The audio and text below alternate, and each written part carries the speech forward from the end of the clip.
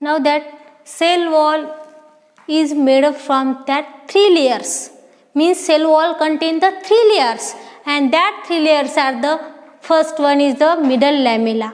It is the outer covering of that primary wall and secondary wall. That middle lamella is generally thick and it is present in fruit.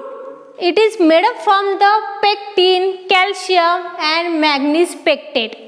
That middle lamella is thick, it is outer covering of that primary wall and it is generally present in fruit cells.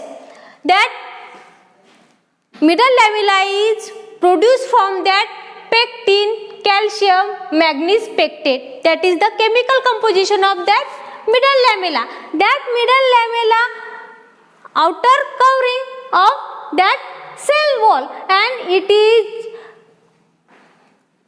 produced during the cytokinesis, means that middle lamella produced during the cytokinesis from the cell plates. That what is meant by cytokinesis? Cytokinesis is a process which is carried out in a cell division, and cytokinesis means the division of cytoplasm. Cyto means cytoplasm and kinesis means division or the replication.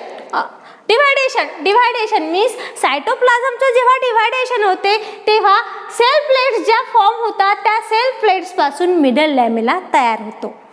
And that middle lamella produce from pectin and that pectin has a ability to solubilize means by some chemicals that pectin gets solubilized. Therefore whenever that fruit is in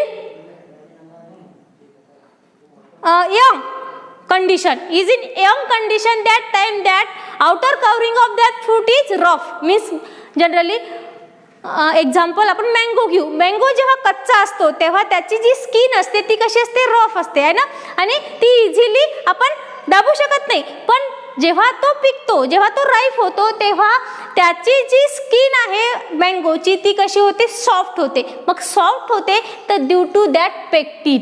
ती कशामुळे होते, मग पेक्टिनमुळे. That pectin get solubilization of pectin, that outer covering of fruits become the soft.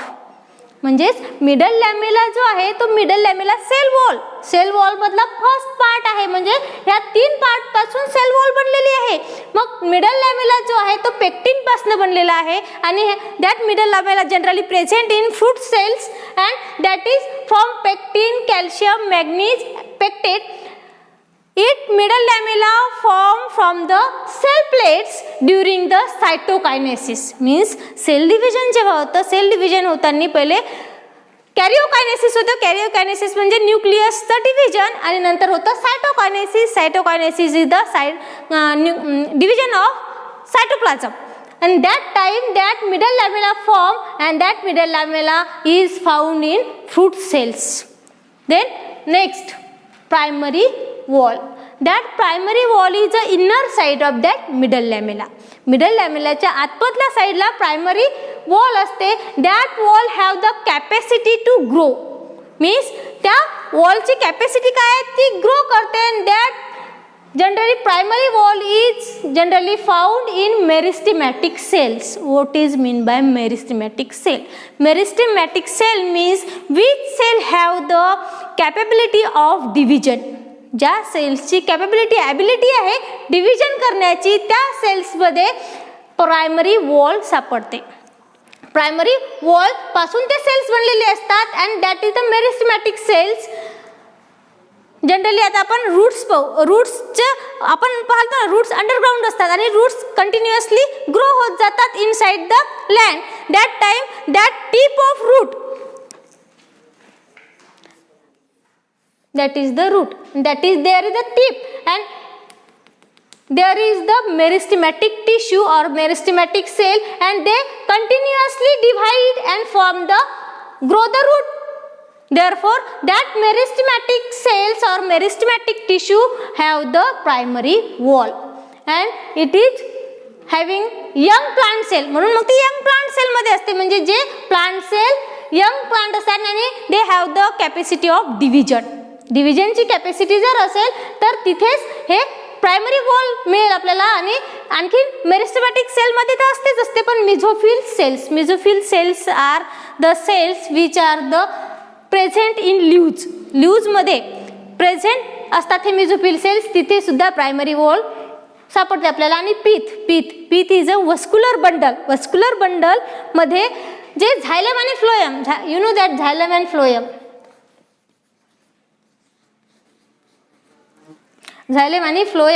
These are the